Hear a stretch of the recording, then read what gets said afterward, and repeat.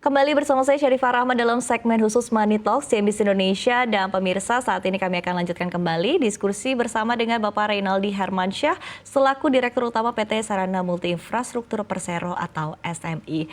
Pak Reynaldi, kita lanjutkan kembali diskusi kita. Bapak sebagai lembaga pembiayaan pembangunan PT SMI tentu memerlukan pendanaan yang berkelanjutan begitu. Nah, seperti apa mungkin komposisi dari sumber pendanaan PT SMI sendiri begitu Pak, dan bagaimana strategi diversifikasi pendanaan yang dijalankan? Oke, baik. Jadi sebagai suatu institusi yang kalau istilah kerennya non-deposit taking, jadi kita tidak menerima rekening, sumber pembiayaan kami itu selain modal yang ditempatkan di perusahaan, kami juga mencari pinjaman. Pinjaman kita itu ada yang berasal dari lembaga keuangan lain, atau pinjaman kita melalui pasar modal. Jadi kita menerbitkan obligasi. Nah, pinjaman ini juga dalam dua mata uang, dalam mata uang rupiah ataupun mata uang asing. Nah, tapi satu hal yang mau saya tegaskan bahwa kami berusaha untuk istilahnya naturally hedge. Jadi exposure mata uang asing kami itu seimbang dengan exposure pembiayaan yang kami berikan. Kurang lebih sekarang sekitar 25-30% dalam mata uang asing, 75-80% dalam mata uang rupiah. Nah, kalau kita bicara tentang pinjaman yang melalui pasar modal, kita juga melakukan pinjaman penerbitan obligasi sukuk maupun obligasi konvensional. Nah, dari sisi kita mau melakukan ekspansi produk-produk pasar modal, belakangan ini kita juga selain menerbitkan obligasi yang biasa, konvensional, kita juga menerbitkan obligasi zero coupon bond. Nah, ini kita cukup gembira juga bahwa animo masyarakat cukup tinggi, tenornya sampai dengan 15 tahun. Baik. Nah, ini salah satu bentuk kami mendiversifikasi portofolio pendanaan kami. Salah satu contohnya. Baik. Kedepannya apakah akan ada mungkin variasi lain begitu Pak untuk sumber pendanaan? Kalau dari sisi variasi, mungkin sementara ini kita berusaha untuk selalu mencoba untuk memperpanjang tenor pinjaman kita agar matching dengan pembiayaan yang kita kasih. Ya.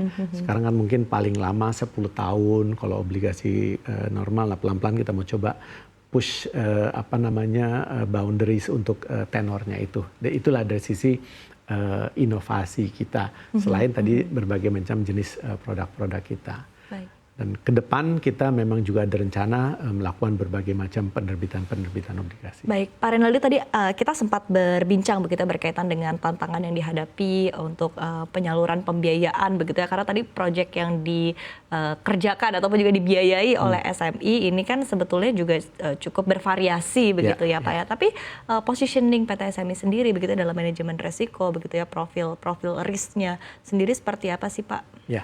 Kita memiliki yang namanya risk profiling daripada masing-masing sektor.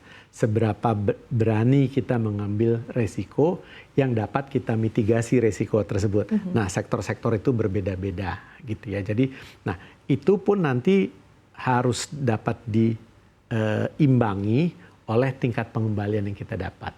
Ya.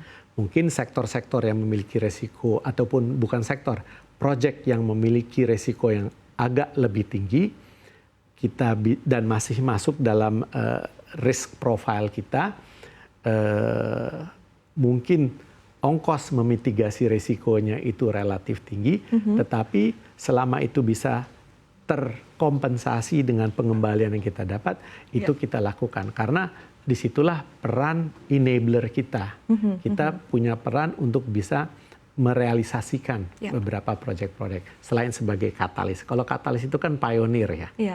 Pioneer itu pasti biasanya ada beberapa resiko yang lebih tinggi daripada yang biasa. Nah, itulah kemampuan kita untuk mencoba memitigasi resiko itu. Khususnya di dalam pengembangan energi bersih begitu ya Pak Reynaldi, kan kita ketahui juga bahwa Indonesia menuju ke net zero emission di tahun 2060, ada target-target dari pemerintah juga begitu untuk penambahan kapasitas energi baru terbarukan, dan ini kan juga membutuhkan sumber pembiayaan yang cukup besar begitu. Nah, ini seperti apa mungkin strategi yang dilakukan oleh PT SMI dan berkaitan juga dengan ESG ya Pak ya, seperti apa sih sebetulnya prinsip-prinsip ESG yang sudah diterapkan oleh perusahaan sejauh ini? Oke, jadi berkaitan dengan peran PT Sarana Multi Infrastruktur untuk mendukung pencapaian net zero pemerintah tahun 2060, PT SMI sendiri juga telah memiliki semacam roadmap bagaimana di portofolio kita komposisi portofolio yang renewable atau energy transition.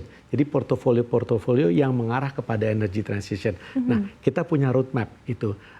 Sekian gigabyte harus kita biayai proyek-proyek pembangkit listrik yang berbasis energy transition atau renewable. Jadi kita sendiri sudah mematok suatu jadwal bahwa bagaimana kita bisa mencapai itu. Nah, itu dari sisi strategi kita untuk membiayai atau menyasar kepada portofolio yang hijau atau energy transition. Nah, hal yang penting juga ingin saya jelaskan adalah bahwa seluruh proyek yang dibiayai oleh PT Sarana Multi Infrastruktur itu telah melalui kajian environmental, social, and governance. Jadi proses ESG di semua proyek yang kita biayai itu terlaksana. Nah, ini mungkin sedikit yang agak berbeda. Kadang-kadang pembiayaan umum melakukan apa yang namanya legal due diligence, melakukan yang namanya financial due diligence, melakukan yang namanya technical due diligence, bahwa alat-alatnya benar apa enggak. Nah, kami di luar tiga itu, kami melakukan ESG due diligence. Oke. Nah, output daripada ESG due diligence itu adalah yang namanya, ada namanya istilah kerennya adalah corrective action plan. Jadi hal-hal apa yang perlu dilakukan oleh perusahaan itu dalam konteks memenuhi aturan ESG kami. Kami punya 10 kriteria dalam konteks memenuhi environmental and social. Nah, setelah proses assessment itu dilakukan, keluar yang namanya corrective action plan, hal-hal yang mereka harus penuhi, katakanlah mereka harus memiliki unit tertentu untuk memitigasi resiko atau memitigasi aspek lingkungan, dalam berapa lama mereka bisa penuhi. Nah, ini kita masukkan dalam perjanjian pinjaman tersebut. Oke, gitu. Oke, baik. Ini menarik dan ini artinya sebuah langkah yang sudah lebih maju begitu yang sudah dilakukan oleh PT SMI begitu ya Pak. Betul. Baik, dan di satu sisi kita balik lagi Pak ke tahun 2026 dan melihat kondisi ekonomi saat ini begitu ya Pak. Mungkin strategi-strategi bisnis yang akan menjadi fokus dari SMI sendiri seperti apa sih Pak dari PT SMI, dan kemudian juga mungkin proyek-proyek yang akan dibiayai ke depannya, apakah sudah bisa mungkin di-spill sedikit begitu Pak, atau mungkin masih? Yang pasti sih seluruh industri yang berada di sektor infrastruktur dan juga social infrastruktur merupakan portofolio yang akan kita sasar. Ya, jadi social infrastruktur itu kita bicara tentang pendidikan, kita bicara tentang sekolah, ataupun kita juga bicara tentang pariwisata. Nah, itu sektor-sektor yang juga yang sedang kita rambah. Ya, jadi cukup beragam sih, tapi kembali lagi seperti yang saya sampaikan, di setiap tahun itu kita punya target-target tertentu untuk mencapai roadmap kami di sisi renewable tersebut. Tapi kalau sektor ya terus terang kita lagi melihat di connectivity, yaitu apakah di laut, di darat atau di udara, gitu ya, itu salah satu contoh. Di industri waste to energy juga kita cukup aktif ya di sana gitu ya. Oke, baik. Untuk tadi connectivity begitu Pak, ini connectivity dalam bentuk apa? Connectivity itu maksud saya adalah jalan tol. Oke, baik. Jalan, kita membiayai suatu institusi yang mau mengekspansi armada kapalnya. Oke, baik. Itu, ataupun bandara, hal-hal seperti itu. Oke, tadi untuk waste to energy sendiri seperti apa Pak? Karena ini juga sesuatu yang baru dan mungkin juga menarik. Ya, ini juga merupakan salah satu yang kita fokuskan dalam konteks secara besar adalah sanitasi. Jadi bukan hanya waste to energy, tapi spam, pengelolaan air minum, itu juga kita coba lagi tangani. Nah, waste to energy ini sesuatu yang menarik sekali.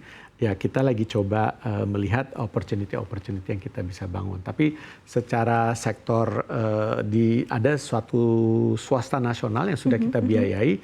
Mungkin ini menarik untuk saya ceritakan juga adalah output daripada waste to energy yang mereka hasilkan adalah marine fuel.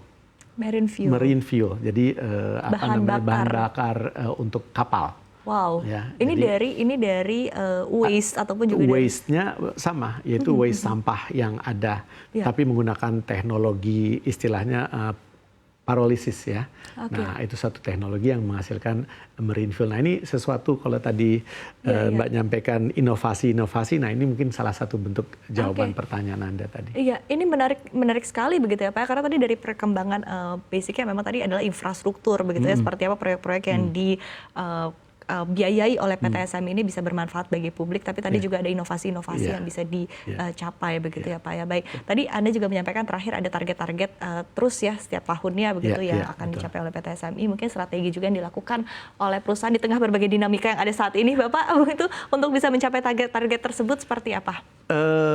Kalau menurut saya kita harus bisa atau cakap ya, melihat jauh ke depan. Karena seperti saya sampaikan tadi, pembiayaan infrastruktur ini pembiayaan jangka panjang. Jadi kemampuan analisa kita yang memang sedang kita asah terus ya. Saya nggak bilang bahwa kita sudah sangat canggih di sana, tapi kita terus meningkatkan kemauan kita untuk bisa melakukan analisa-analisa tersebut. Oke, spesifik mungkin sentimen atau tantangan begitu yang diantisipasi oleh PTSMI begitu ya untuk tadi dalam upaya untuk mencapai target-target, Pak? Ya, tantangan mungkin bagaimana kalau secara holistik besar adalah bagaimana kita mengakselerasi pembiayaan daerah. Karena pembiayaan daerah ini cukup unik ya. Banyak sekali aspek-aspek yang harus kita siapkan. Karena khususnya untuk pembiayaan daerah, salah satu yang mungkin saya juga ingin share, bahwa kami ini tidak hanya melakukan ya istilahnya ngasih pinjaman ke Pemda, udah gitu. Tapi kami juga melakukan apa yang namanya capacity building.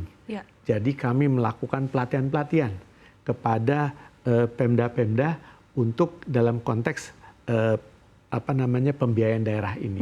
Dan ini kami bekerja sama dengan BPPK Kementerian Keuangan untuk bersama-sama melakukan pelatihan kepada Pemda-Pemda seluruh Indonesia. Nah, ini capacity building itu merupakan salah satu bentuk kontribusi kami kepada daerah untuk mempersiapkan mereka untuk melakukan pinjaman daerah. Oke, baik. Terima kasih. Menarik sekali diskusi kita siang hari ini. Terima kasih Pak Reynaldi Hermansyah selaku Direktur Utama PTSMI telah berdiskusi dan juga membagikan insight-nya. Sukses dan sehat selalu untuk Anda, Bapak. Oke, terima kasih dan selamat siang. Siva.